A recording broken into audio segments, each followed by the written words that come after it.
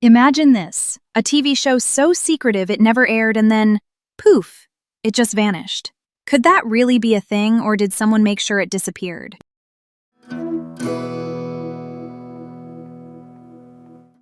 Hi, I'm Allie. And I'm Brianne. I just spilled tea on my notes, so if I sound extra skeptical today, it's because my pages are glued together. Sorry, not sorry. I'm buzzing today. I barely slept because I went down a rabbit hole about a lost TV special. This is my jam. Of course you did. Welcome to the Veil, Unsolved and Unbelievable, where Allie mainlines mystery and I try to keep us tethered to Earth with a bit of logic and a lot of caffeine. Okay, so check this out. Today we're talking about a rumored Tuesday night Sting special connected to Chris Hansen that I believe was made and never aired. My theory. It tied identity theft to an aviation security loophole and then got buried as his NBC era wound down. Conspiracy alert. You're telling me a national network shot a whole sting and then swept it under the rug. No leaks, no promos, just gone. So let me get this straight. That's your personal theory, yeah? Yes, my theory. But before you dunk on it, let me set the scene and lay out the receipts we do have. Back to the story. Chris Hansen, born in Chicago in 1959, raised in Michigan. He says the Jimmy Hoffa disappearance in the mid-70s kicked off his obsession with investigative reporting when he was about 14. He went to Michigan State, got a telecommunication degree in 1981, and literally started reporting as a student at WILX in Lansing. Early start, real fieldwork. He grinds through the 80s in Tampa and Detroit, then jumps to NBC in the 90s. Dateline days were serious. Oklahoma City, Unabomber, TWA Flight 800, Indian child slave labor, counterfeit pharma in China. And, big one for today, he did multiple aviation security exposés that actually pushed the FAA to rethink policies. So he's not just the Sting guy, he's got the hardware to prove it. 10 Emmys, 5 Edward R. Murrows plus IRE and Overseas Press Club awards. Then from 2004 to 2007, To Catch a Predator, decoys, sting houses, those confrontations, and the iconic Why Don't You Have a Seat? It became a cultural earthquake. Spin-offs happened too. To Catch a Con Man and To Catch an ID Thief slotted into Tuesday night specials. That Sting template, decoy chats, kitchen table, law enforcement waiting outside, gets baked into the brand. And he left NBC in 2013 when his contract wasn't renewed. That bit is on record. Then he pops back on Crime Watch Daily in 2016, bringing back the Sting style with Hansen vs. Predator. Ratings bumped by about 20%, and women 18 to 34 were up 23%. So it still sold clearly. Exactly. Then he goes full digital.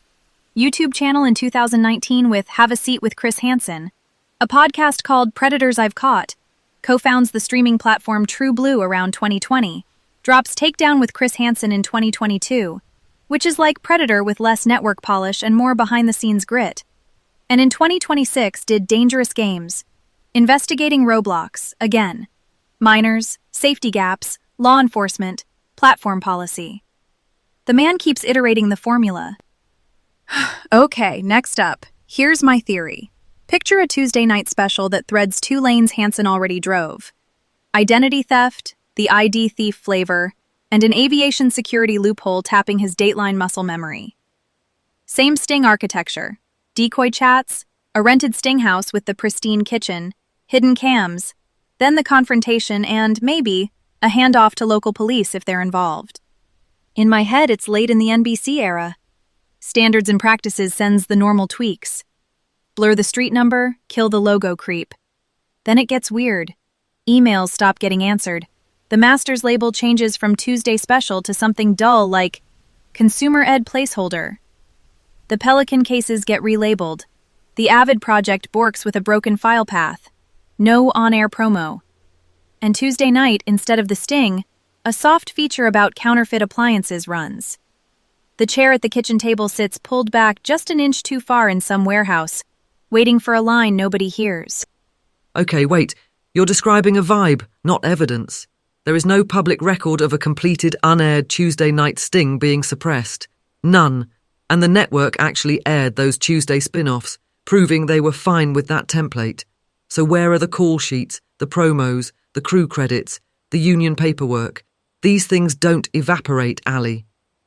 I mean, sure, normally there are traces, but in high-heat investigations, lots can be embargoed or scrubbed if legal gets spooked. Aviation security touches federal sensitivities. If there were open FAA advisories in the script, one cease and desist or a partner agency pulling out day of could have iced it. Or, far more boringly, the story didn't meet standards. Maybe an identity theft target wasn't who they thought, maybe consent forms fell through, maybe police coordination collapsed, and running it would undercut a prosecution. Editorial kill. Day of air swaps happen. That's not a cover-up, that's television. And if there was anything juicy, the staff would have leaked by now. Media loves media drama. Here's the deal. The format didn't die. It resurfaced on Crime Watch Daily in 2016, did well, then moved to True Blue with even more candor.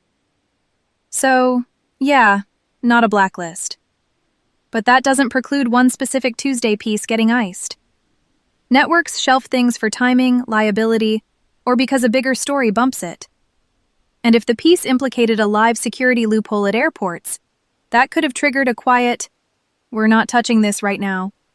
The point is, all the major aviation security work that spurred FAA review did air. That's documented, which suggests they aired when they had the goods. Also, look at Hansen's trajectory post-NBC, YouTube investigations, then takedown, then a full Roblox safety documentary in 2026.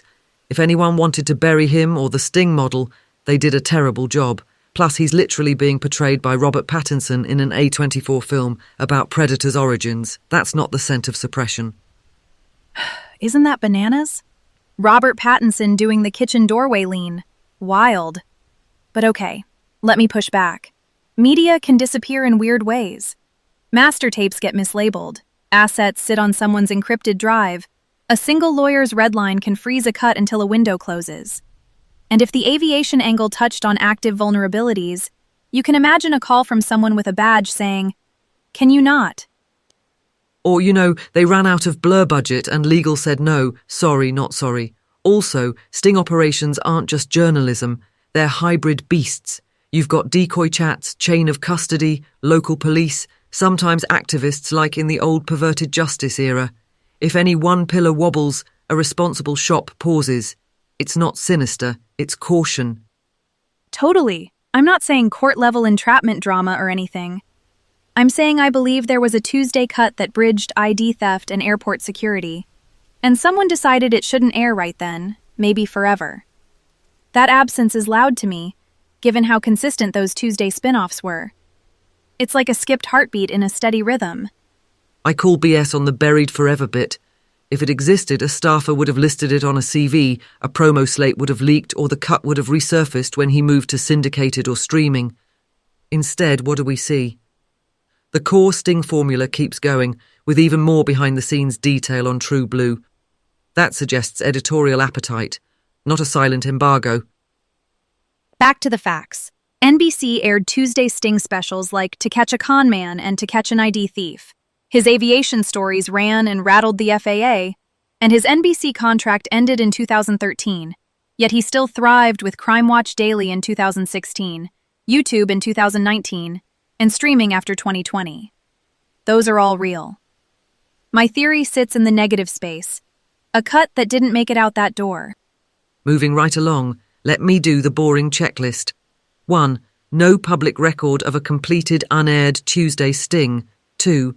The network's willingness to air Tuesday Sting content is proven. 3. Later platforms embraced the same formula. 4. When Hansen's earlier aviation pieces met standard, they aired and changed policy. So the simplest explanation is no secret burial, just editorial triage. Occam's razor, darling. Okay, but sometimes the simplest explanation is also that something touched a nerve. If a loophole was still live, I can absolutely imagine legal freezing it. And if a segment's spine crosses consumer fraud and airport security, that's two different legal minefields. You shelve it, reshuffle pieces into safer packages later, and you never call it the same thing again. That's how a ghost is made in TV land. Let's put a pin in that for now. Bigger question. In the age of cloud backups and leaky humans, can media truly vanish? Or is there always a breadcrumb trail, even if it's boring metadata rather than a smoking pelican case?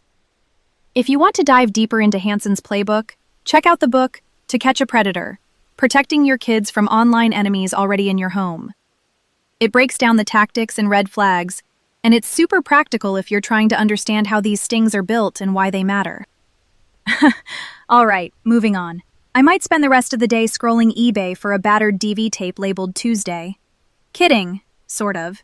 Also, I might scout a haunted Victorian for EMF spikes because, priorities. Yeah, and I'm going to prioritise not being locked in a haunted attic.